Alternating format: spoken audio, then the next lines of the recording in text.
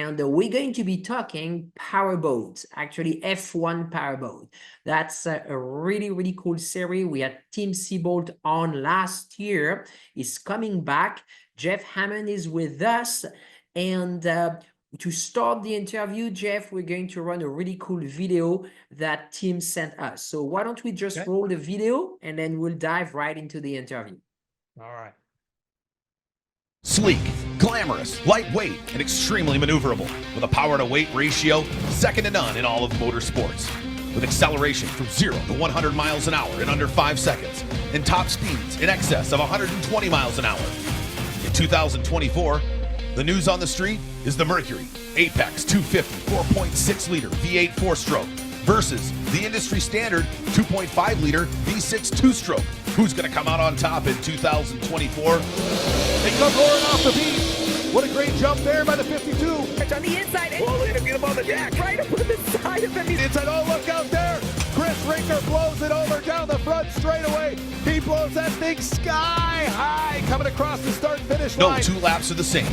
Ever-changing wind and water conditions make the Formula One Powerboat Championship Series one of the most challenging racing circuits running today. From the Formula Lights to the fan-favorite tri-hulls and the elite Formula Ones, this is the Formula One Powerboat Championship Series.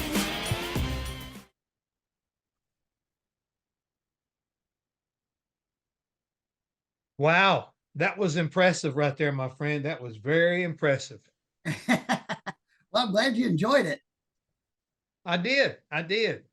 So where do we get to see more? What exactly is going on there? Now I understand you are third or fourth generation racing. Third generation, yeah. Third generation. My grandfather started all this boat racing back in 1939, followed by my father, who's the winningest driver ever in the history of the sport worldwide.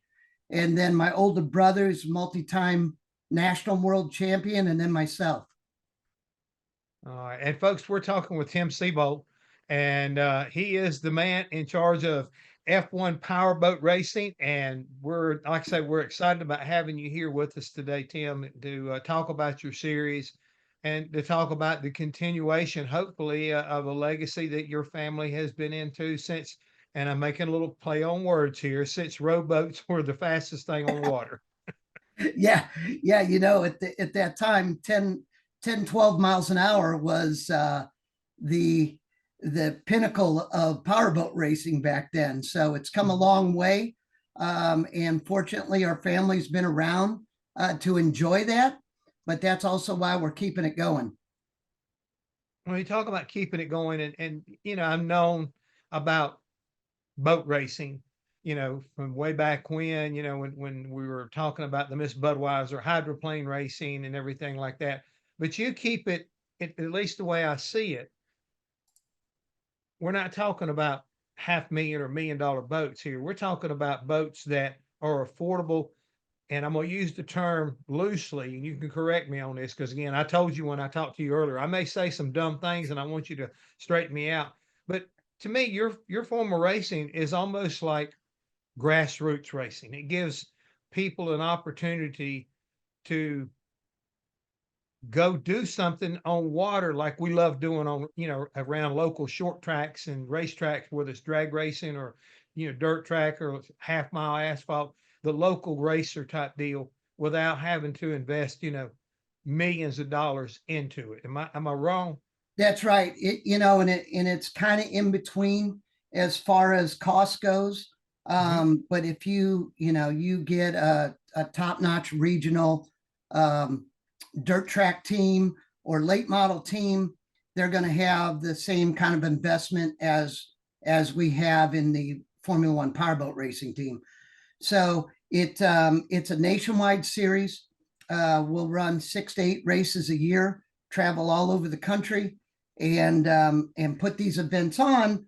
There's a couple things that are unique to powerboat racing, and one of them is that when we come to do an event, we have to set the whole festival and event up from ground zero when we get to a site. So although there's a lot of work behind the scenes for for many months or years prior to it, you've got to build that whole atmosphere there when you come on site, rather than coming to a track where you turn the key and you open it up and you get your workers and you're ready for business. So that's a challenge. The other thing that the fans always enjoy about what we do is all the racing's right in front of you. So it's a course of less than a mile. So all the action's right in front of the fans, and you see everything from, you know, the changing water conditions. So we'll race 18 to 20 boats in the Formula One final, and there's a couple things that are different from your area expertise, which is the cars, is the fact that the water conditions change every lap.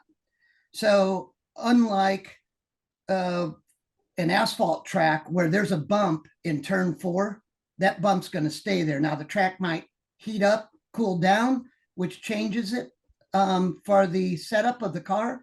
But ours, you know, you got a bump in turn 4, 2 laps later, that bump's going to be down in turn 1, you know, so it's fluid. The other thing that makes it unique is the fact that you are flying these boats as much as you're driving them. So when the Formula One boat is running at its peak of around 120 miles an hour, depending on the course, you only have about a foot of the boat in the water. So you're keeping it up, you're flying it, and from there, you've got to drop it down, you trim it down. That way, more of the running surface is wet, and that allows you to take a 5-6 G turn in these boats. So you'll go 120 miles an hour down the straightaway, but you may go through the corner at 100.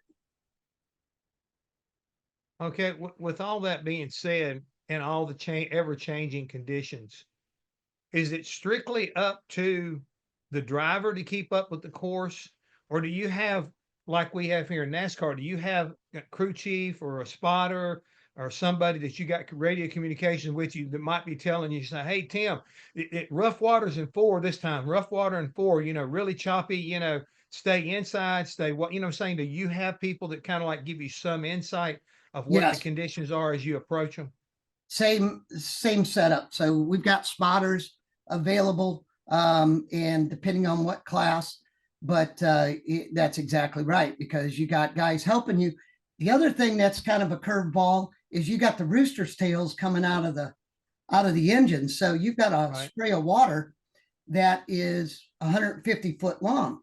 So you can't draft them and you can't get right behind them because the boat will ride that up and blow you over. So you can't. We saw the picture of that in that video. Exactly. So you get too much air. You know, the wind plays a huge factor on these boats. You're talking about, you know, about 1,175 pounds with the driver and the motor. It's got a high power to weight ratio. So you're accelerating from 0 to 100 in about 5 seconds. All right, let me stop you there since we're kind of talking about crashing and making people focus back in on that. How is your series set up to where when something like that happens, safety wise, number one, to get to the pilot, the driver, and at the same time, do these boats, when like that flip, even though we see body parts flying off and everything, could that boat be picked up, drugged back to the dock, and then, you know, repaired in time to maybe run again or later on that weekend? I mean, how does that work? So that's some great questions. So first of all, the series, we have our own rescue team. So that's one of the things that we wanted is consistent rescue. So that way we've got drivers that feel comfortable and know exactly what kind of help they're going to get once they get out there. Now these boats, the drivers are sitting in for lack of a better word, like an IndyCar pod. So you're in a safety cell and you're strapped in. So the boat is taking the blunt of the damage and the force when you blow over. And then we've got 2 rescue boats with drivers, divers, jumpers, rescue personnel, paramedics on board.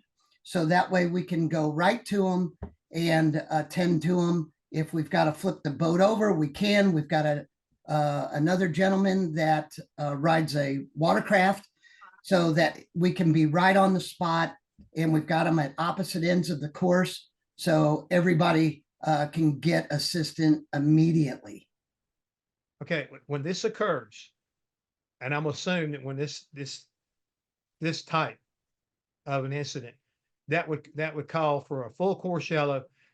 How do you know that all of a sudden, you know, like I say, I'm up on the wheel and I'm wrestling around here, and you know, is there a yellow light, red light that comes up on the dash, or is it strictly by the guys that are talking to them over communication deal to say, okay, get out of it, we got a bad one? All of You them. know, all of them. So soon as something happens on the water, if a driver goes over, there's a red flare that's shot. There's a red flag that comes up at the judges stand. Then there's also red flags on the rescue boats out in the water. So everybody knows. Now we also have a timing system that we use from MyLapse and Live Timing Services. So that's got a transponder on the boat's dash. So when that comes up, we'll flick that the red on the dash of the timing system, and then it's going to come up on the dash of the drivers as well. So we've got several ways because you got to have backups. Yeah. The other thing I'd be curious about, we see the starts from the pier area, they launch, correct? Yes. In a situation like this where you've had a full course yellow, let's just say hypothetically, you're leading the race, you are half a course ahead of the majority of the boats. Do y'all line you come around, you know, slow and start again? You go back to the dock. How do you do a restart after a situation like that? So first thing we do is we stop everybody right where they're at. And then we attend to whatever the cause of the accident is on the course, cause of the stoppage. And once we get that cleaned up, the advantage of the electronic timing system we have is you have an immediate lineup. And once you have an immediate lineup, we line them up and we'll use a pace boat. And then we'll bring them around, and we'll have to make, you know, 1, maybe 2 laps with the pace boat, and then we're back on green flag. Okay. Now, in your case right there, how long are your races? And when you have a situation like this, do caution laps count? Caution laps don't count, only under the green count. And we'll run a timed race. So our finals are 17 minutes plus 1 lap. The reason we do that is so that we can vary the courses, not only the design, because a lot of times that is determined by the body of water we're racing on, because we race on small lakes. We run on intercoastal. We run on the Mississippi River. We've run at small rivers at the mouth of let's say the Colorado River, where it's real narrow. So depending on where we're racing, that depends on the course layout. And that's why we want to mix it up. So that way a guy, if he finds a good setup for a long course, which is equivalent to your super speedway, then we'll have a short course where you have to have a completely different setup. Okay, you know, you mentioned a lot of different locations that you know, in my mind, geographically, I can kind of like have an idea where they are, but where do you race? I mean, you mentioned the Colorado River, you mentioned the Mississippi. Mississippi's a pretty long place. What location do y'all have on these bodies of water that you race? Well, we race down in Texas. So in Freeport, in Port Neches, place like Port Neches has been around for this will be the 23rd or 24th year. Shreveport, Louisiana, right on the Red River, right downtown. We've raced at Lake of the Ozarks. We race on the Mississippi River in Alton, Illinois.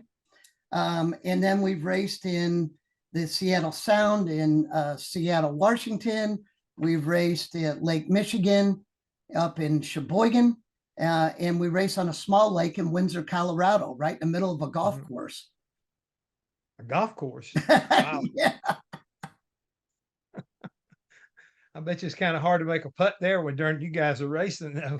it is. But that's another place that throws you a curveball, because you get to 5,000 feet altitude, then all of a sudden the horsepower takes a big dip, and you don't have the air density to hold the boats up like you do down at sea level.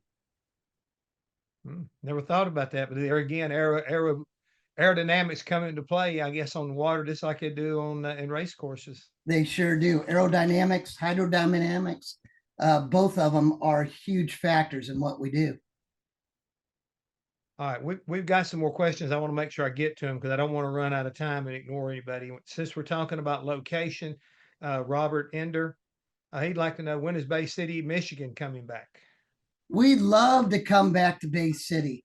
That was a race site right on the Saginaw River. Extremely challenging for the teams and drivers because it had seawalls down both sides. So basically it's like racing in a bathtub. So all the, the prop wash and the wakes of the boats come right back on the course. So it's extremely rough and challenging. We're actively working on new sites all the time.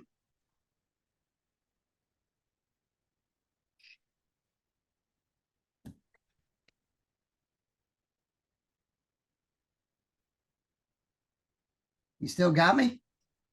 I still got you. Keep talking there, buddy. Oh, You're doing okay. good. It's just, my computer had took a hit right there for a second. I got trying to figure out what's going on here. But, no I'm problem. still with you.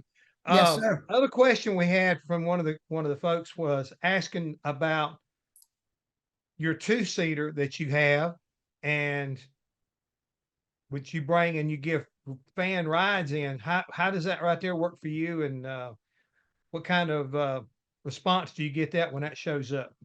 Well, that is a valuable tool for us because of the fact that we can actually give a ride to somebody so they can really feel what this feels like.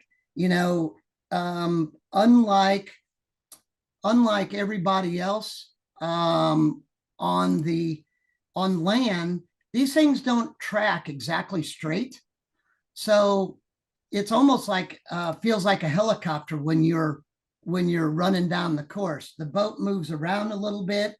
So especially when you set the boat down and for the corners. So that's kind of the biggest surprise. But the two-seater is for VIPs, it's for sponsors, it's for media, and some lucky fans. So it's a great tool so we can really show what our boats do.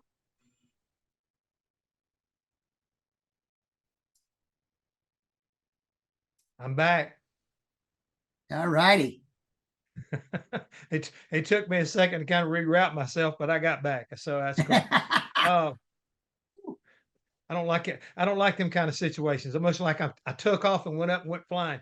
But also we had a question from one of the folks was, how do you get into this series? I mean, we touched a little bit, you talk about price and everything, but how does somebody out there that's watching today, that tuned in to try to understand, where do we go? How do we do it? Are there used boats available? I think one of the questions I was going to ask about, let's say, for example, I wanted to come race. What would I have to do to be able to meet the requirements to get behind the wheel of one of these things? Because again, just like with NASCAR, you just can't go out there and run that Daytona 500 because you want to. You got to qualify with, at short tracks, intermediate track, you've got to prove to the governing body that we're going to wind up allowing you to race with some of these guys. Oh my gosh. Well, that's a very good question. And I don't know if my screen's right or not behind me. I was trying to fix it. Sorry about that. but you can Well, reach out to us. you got a nice array of boats behind you. If that's what you're looking for, you Yeah. got 4 boats. I didn't know if my two wording off was each shoulder. backwards or correct for you guys. Uh, The F1 Powerboat Championship.com is a great place for you to go. You can reach out to me, Tim Seebold. All my information's on the website, or you can go to F1 Powerboat Racing on Facebook and reach out to us. We will assist you. A lot of the drivers have come up through the ranks. So in all types of motorsports, as you know, second, third generation racers come from a long line of family history, and that's what we have. You got to go through smaller classes in order to get into the Formula One class, and you'll be put through some tests, driving courses along the way. We've got some schools, and that's all valuable in order to teach someone what to do, how to do it, and build their experience. Now, you in your opening video, you talked about your Formula One power boats, and then you also showed tri-hulls. What would look to me like an open cockpit racing. Yeah.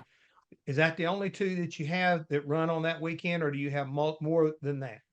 We've got the tri-hulls and the Formula Lights. So the Formula Lights are a 70 horsepower 2-cylinder motor that looks like a Formula One boat, only smaller, 70 to 75 mile an hour range.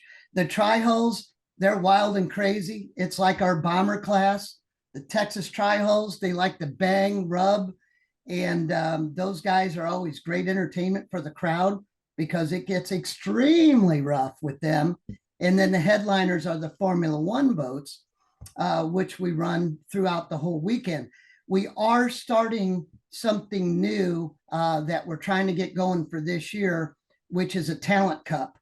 So we're bringing in some small V-bottoms that have been proven over in Europe, and it uses a 15 horsepower motor, and we're going to basically do a spec class with those, so that way we can teach young people how to get into the sport and what it takes to work with the team, and give them more lessons besides just how to race a boat, but we're introducing them to boat racing.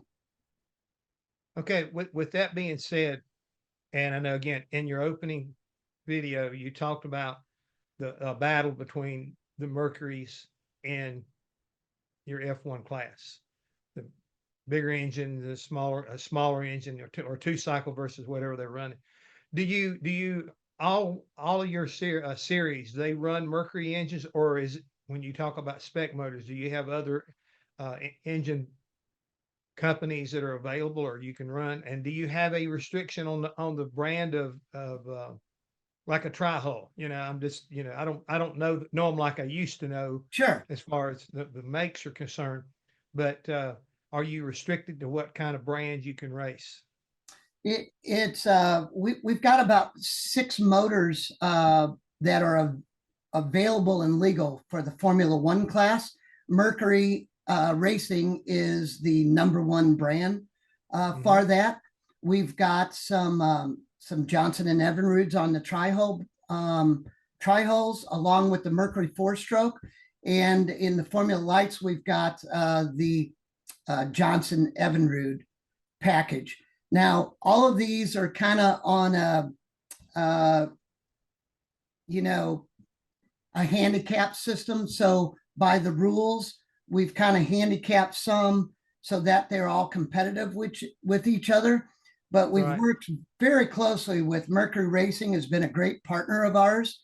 And the new 4-stroke Apex 250 is really got a lot of traction, and actually won the overall championship last year. So what you're saying, and we also have a question to go along with this. James Pito out of Macomb, Michigan, was talking about you've made changes in the boats, props and or engines, and how are things setting up as far as that's concerned? You got any more rule changes coming next year, or what's it looking like? It's been really good and very competitive, especially with introducing the new Apex 250 engine platform. But we're constantly evaluating that. So we're looking at who's finishing in what position, maybe not who's necessarily winning the race, but, you know, first through 10th place. What are those engines and what are those guys using and how are we doing it? So we'll continue to evaluate that. We're actually going to have a test coming up in December, so that way we can test a few things. But we're always wanting to make sure there's parity with all the engine packages. Well, sounds very good, my friend. I see that Francois and the friend Judy are back with us, and that's usually the indication that we're bumping the rev limiter as far as our time's concerned. Hey, you know, when I talked to you earlier today, you know, I think we were both a little bit concerned whether or not we could get the word out, but I think we've done a pretty good job, and really appreciate your insight, your commitment to your sport, and your foresight for the future of the sport. So hopefully folks there that have been viewing and listening will take the time to check it out and, you know, take the family out and see what flies on water. That's right. And I sure appreciate you all having me. And, you know, it's a labor of love, as you know. Once you get into motorsports, it's addicting and it's enjoyable because that's your family, and it just makes all your friends are there. So it's great for us. I love it. Thank you very much, Tim. Always a pleasure to have you on. Thank you. EPARTRADE is a digital platform that we've created basically to make life easier in the business community of auto racing. EPARTRADE, there is no e-commerce. It's literally a connection just like at a trade show. So now, any time of the year, a buyer could reach out to a supplier. When you see a product that you're interested in, all you need to do is click on request more information, and then from there it is forwarded directly to the buyer or to the supplier. EPARTRADE really eliminates having to travel, closing down your shop. Now you have a place to showcase globally your racing product and technology.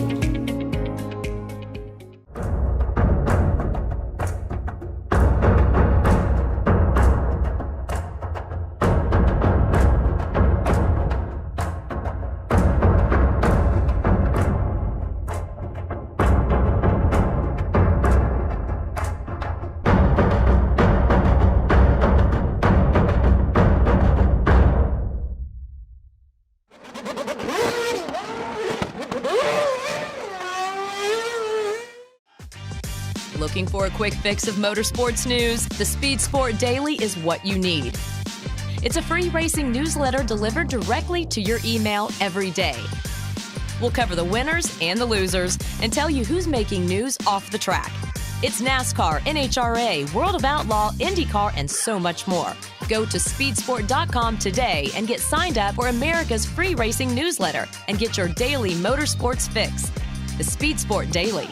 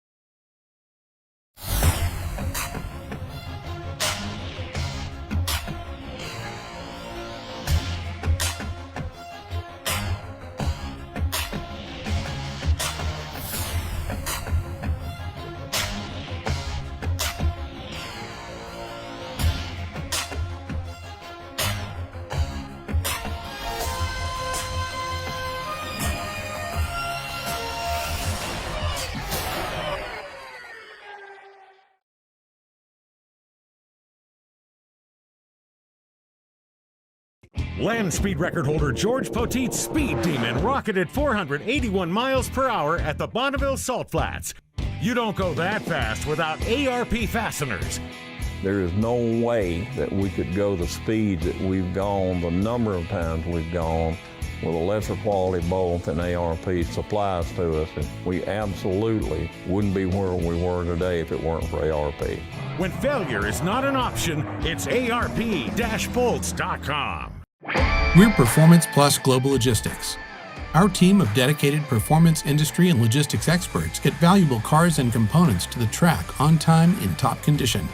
We provide expedited logistics solutions for the performance industry using direct routes instead of deferred options, and communicate all necessary information to the appropriate resources to meet regulations and ensure a smooth transit and secure delivery, both domestically and internationally. And we exceed customer expectations by providing best-in-class service with an efficient and cost-effective system in place. Contact us today to book your next shipment. Scott Lewis & Associates, the sales, marketing, and branding specialist for the automotive performance industry since 1988. We get our manufacturers on track by opening an extensive distribution network, providing product training to sales staff, creating fully integrated sales and marketing strategies, building successful industry partnerships, attending trade shows, events, and races, offering first-class support to customers. SLAI delivers solutions that win you sales. To get in touch with an SLAI representative, call 516-378-6100. Go to scottlewisinc.com or email info@scottlewisinc.com. With roots in the Midwest that date back well before the Model T, Fifth Third Bank has a long history of serving the needs of automotive companies. While much has changed over the years, our passion for helping businesses put cars on the road and on the track has not. Today, we are more committed than ever as a member of SEMA, a founding member of PRI, and a sponsor of multiple race teams across several racing series. For over a decade, Fifth Third Bank has been a staunch supporter of our industry and a great partner for many companies in the motorsports field. Our business has been growing extremely fast, and really we could not be where we are today without Fifth Third. They provided amazing strategic advice, the capital we need to support our phases of growth. They are true partners for me now, and what they do with their involvement in motorsports is untouched in this community. Where can we take your business? Fifth Third Bank. You work as hard as your truck, and you have no time for downtime. That's why more truck owners trust Blue Def, America's #1 diesel exhaust fluid brand. Each batch is guaranteed pure, so you can avoid costly repairs caused by inferior DEF. Demand America's best for your truck. Blue Def and Blue Def Platinum. Put trust in your truck. When it comes to pushing the limits of performance, the pros know there's no room for compromise. At Crower Cams, we don't just engineer camshafts and valve train components, we redefine what power means. Since 1955, Crower Cams has been the name trusted by racers, engine builders, and gearheads around the globe. Whether you're building a street machine, a dragster, or a track car, Crower Cams provides the muscle you need to dominate. And with Crower, victory is within your reach.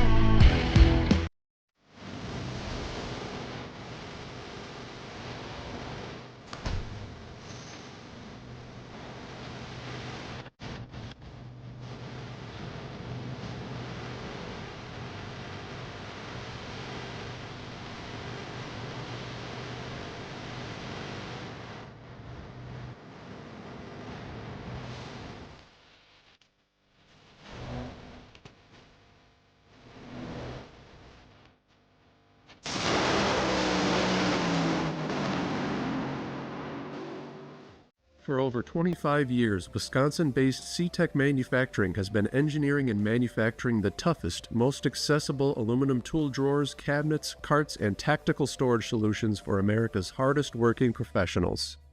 Whatever you need to store and however you need to store it, put your trust in C-Tech Manufacturing.